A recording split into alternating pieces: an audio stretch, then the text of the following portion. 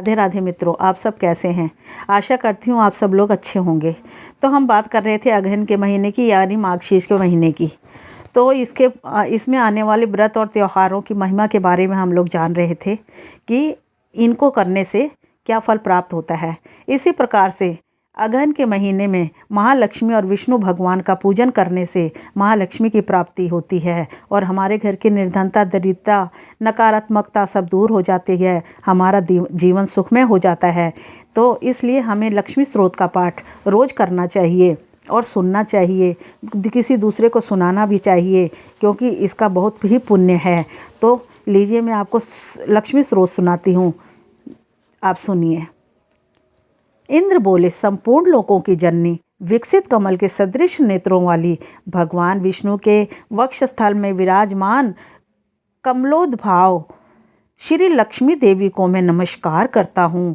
कमल ही जिसका निवास स्थान है, कमल ही जिनके कर कमलों में सुशोभित है, तथा कमल दल के समान ही जिनके नेत्र हैं, उन कमलमुखी कमलनाथ प्रिया कमला देवी की मैं वंदना करता हूँ। हे देवी, तुम सिद्धि हो, स्वधा हो, स्वाहा हो, सुआ है और त्रिलोकी को पवित्र करने वाली हो, तथा तुम ही संध्या, रात्रि, प्रभा, विभूति, मेधा, श्रद्धा और सरस्वती हो। हे शोभिने, यज्ञ विद्या, कर्मकांड, उपासना, इंद्रजाल तुम ही हो, तथा हे देवी, तुम ही मुक्ति फलदायिनी आत्मविद्या हो। हे देवी, अविक्षकी तर्क विद्या, वेद त्रयी, वार्ता, शिल्पवाणी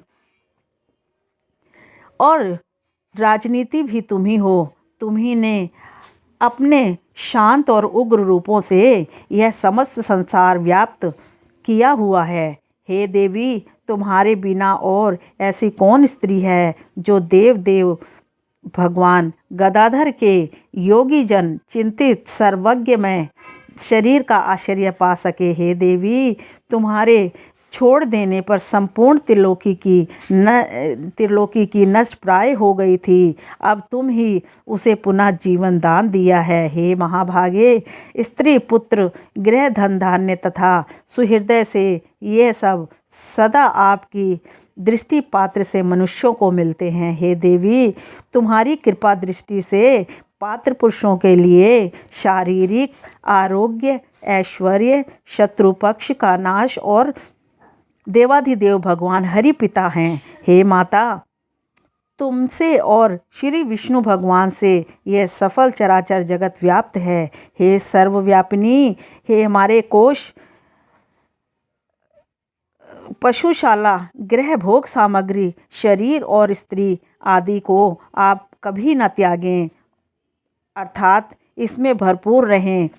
आई विष्णु वक्षः निवासिनी, हमारे पुत्र, सुहृदय, पशु और भूषण आदि को आप कभी न छोड़ें। हे आमले, जिन मनुष्यों को तुम छोड़ देती हो, उन्हें मानसिक बल, सत्य, शौच और शील आदि गुण भी शीघ्र ही त्याग देते हैं, और तुम्हारी कृपा दृष्टि होने पर तो गुणहीन पुरुष भी शीघ्र ही शील आदि संपूर्ण गुण और कुलीनता तथा ऐश्वर्य आदि से संपन्न हो जाते हैं। हे देवी, जिस पर तुम्हारी कृपा दृष्टि है वही प्रशंसनीय है, वही गुणी है, वही शूरवीर है, वही पराक्रमी है। हे विष्णु प्रिय, हे जगत जननी, तुम जिससे विमुख हो उसके तो शील आदि सभी गुण तुरंत अवगुण रूप हो जाते हैं। हे देवी, तुम्हारे गुणों का वर्णन करने से तो श्री ब्रह्मा जी भी, उनकी रचना भी समर्थ नहीं है,